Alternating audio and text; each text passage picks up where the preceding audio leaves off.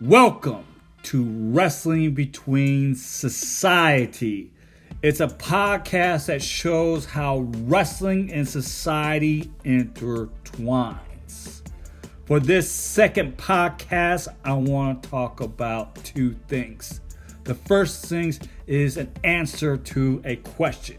And that question is, which professional wrestling match or feud would I recommend to a non-viewer to try to get them interested? After I answer that question, I'll take a little break and then I will go on to the last thing, and that is what everybody's been talking about the last 24 hours. The rumor of Saudi buying WWE. Highlight and double underline rumor, because that's going to be the approach over here on Wrestling Between Society.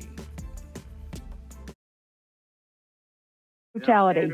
I think this is fake. You think it's fake? What's that? Is that fake? Huh? What the hell's wrong with you? That's open hand slap, huh? You think it's fake? You come. More professional wrestling or commission. You just tell me, brother, when you want him to quit squealing, okay? All right. That's called a front chin lock. How about it, T? Keep him like that for a little while. Because he's all right. He's just sleeping.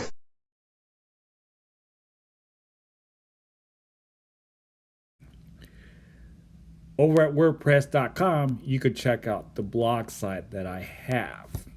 From time to time, I'll commentate things from professional wrestling and MMA. The last time I commented on something was about what match in professional wrestling that I will recommend to a casual viewer. And I picked a feud of Kurt Angle versus Brock Lesnar because I think it's good to let someone see a wrestling match to be as real as possible. You know, no one brought it like Kurt Angle and Brock Lesnar. Both of them were highly skilled amateur wrestlers. Kurt Angle was a gold medalist in '96, and not Kurt Angle, Kurt Angle. Maybe Kurt Angle could be a good wrestling name from someone down the road. They may have anger issues, and the only way they could deal with their anger issues is in the ring. If someone takes that and then be successful to it, then I'll give them both thumbs up. And with Brock Lesnar, he was a former NCAA heavyweight champion. And up to 2004, he dominated the WWE and came back in 2011. No, he came back in 2012. And since then, he's had a great run. Well, anyways, the ruthless aggression era was something to talk about in professional wrestling. Some people believe that it was just a little bit better than the Attitude Era. Well, it's kind of hard to say. To determine which era was the best between the Attitude and Ruthless Aggression, I used to say easily that the Attitude Era was. However, you go back to some of the old wrestling games. The wrestling games that THQ made. They made WCW games, WCW versus the World. Then they were picked up by WWE to make their games. And they went on to make WrestleMania 2000. They went on to make No Mercy. And then when PlayStation and PlayStation 2 came along, you had games such as the SmackDown series, such as Know Your Role, Shut Your Mouth, and Here Comes the Pain. Well, when we play the N64 games, like the WrestleMania 2000, we used to have to make certain wrestlers. Like, if you wanted, like, in WrestleMania 2000, they didn't have, like, the Radicals. They didn't have Chris Benoit. They didn't have Goldberg. They didn't have Hogan. So you had to create those guys. And it was kind of like that in WrestleMania No Mercy. Not WrestleMania No Mercy. WWE No Mercy. Maybe the WWE will come with a pay-per-view or a show called WrestleMania No Mercy. Who knows? Well, anyways, if you look at Know Your Role, Shut Your Mouth, and Here Comes the Pain, I think it was just know your role. No, shut your mouth and here comes the pain. With Shut Your Mouth, you had basically all the top WCW guys. You had Scott Steiner, you had Goldberg, you had Hogan. You didn't have to make those guys at all. And that was made during the Ruthless Aggression era. So in the Ruthless Aggression era, they probably had the most talented roster ever in professional wrestling. And with that, they were able to make some good matches. With Raw, you had more storyline, angle-based, and with SmackDown, you had wrestling matches. Kurt Angle versus Brock Lesnar was the match that was featured. They had 3 matches in 2003. The first one was at WrestleMania, and then I think they did the rematch at SummerSlam, and then on SmackDown, they wrestled each other in a Iron Man match. And those 3 matches right there are the ones that I will recommend casual fans.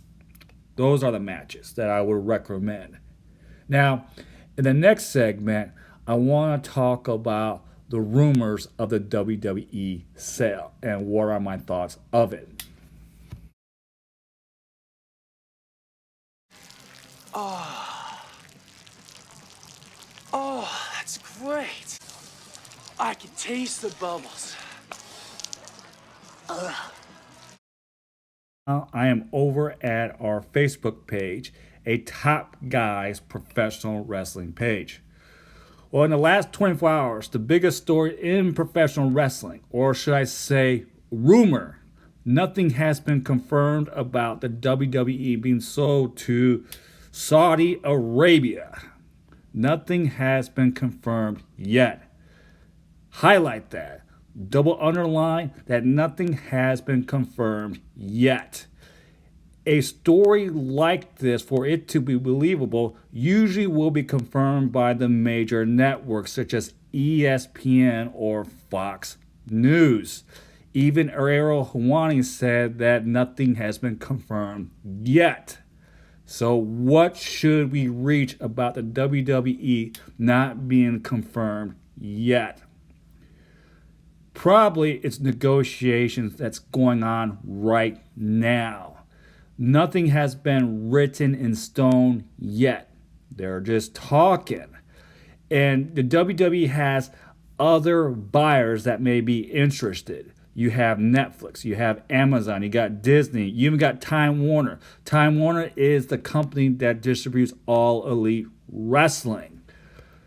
Say what you want about Vince McMahon. I'm not saying that he's a great guy, nor am I saying he's a bad guy. I have no idea because I have no direct relation with him. I don't work for him. If I did work for him, then maybe I would say the guy's horrible.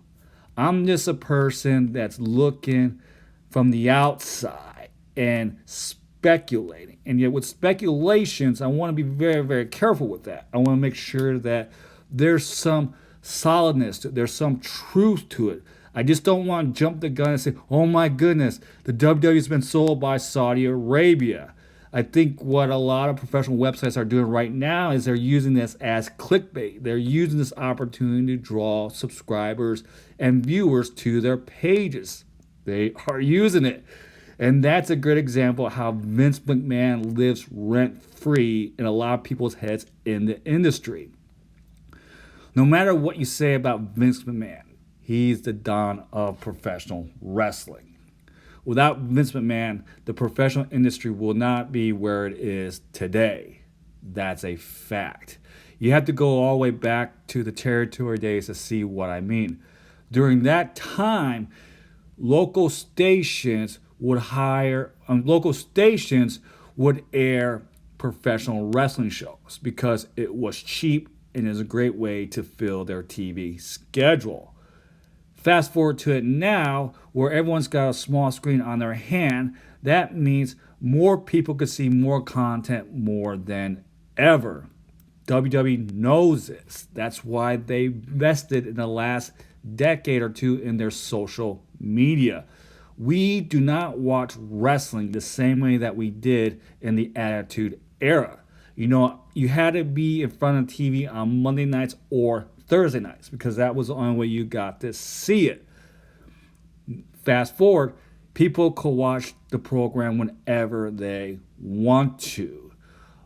Honestly, a lot of fans probably look at their social media. They'll watch some certain video clips, and video clips brings more viewers in than a 2 hour program does. From that point on, people are going to decide around that, hey, I want to see more of this. And so what happens is they may watch the episode not live stream, but through subscriptions. Subscriptions that still hold the content to be able to view wherever you want. All these things happen. They happen because of Vince McMahon. That's another truth about Vince McMahon. Vince McMahon was able to take professional wrestling and make it into Broadway. Or they made it, Vince McMahon brought it to Broadway. He brought it to America on Main Street. You know, look at WWE content and where it is now. You can see WWE on Fox. You can see WWE on Universal. And companies want WWE content because they are trying to draw viewers and subscribers. Well, right now, with all the wokeness that's going on, the WWE is very intriguing. It's like a rich, juicy piece of steak for these media companies. Disney is struggling. CNN or Time Warner are struggling. Netflix are struggling. And from what I've seen, Universal is doing all right. That maybe contribute to having WWE. Saudis, the rumor buyers. Remember, it's a rumor. It has not been set in stone yet. They're negotiating. They're trying, who knows how the negotiating is going with WWE. I could only imagine. You know, WWE is sitting down with Saudi and say, hey, how much do you want to put into this? Saudi throws a number out. And WWE may like it. And okay, then they're talking. They're kind of seeing and trying to figure things out. They're talking to the shareholders and laying it all out. Well, that doesn't mean the deal is signed yet. You know, other companies may hear what that number or hear what that rumor number is. And if they want WWE bad enough, they're either going to try to offer the same amount or they're going to try to offer more. Vince McMahon, being a businessman, knows this. You know, he's getting companies to rise the price, stack the chips, sell as much. He's trying to sell WWE as much as he can. That's what businessmen do. Remember, WWE being sold to the Saudis is just a rumor. Now, could it be true that they're talking? Yes. Could it also be true that W is also talking to other media companies? Yes. This is all part of the negotiation process. Now, who will WWE end up with? Who knows? It's hard to say right now. I don't think we're not going to know that maybe in the next 3 to 6 months. That's my thoughts.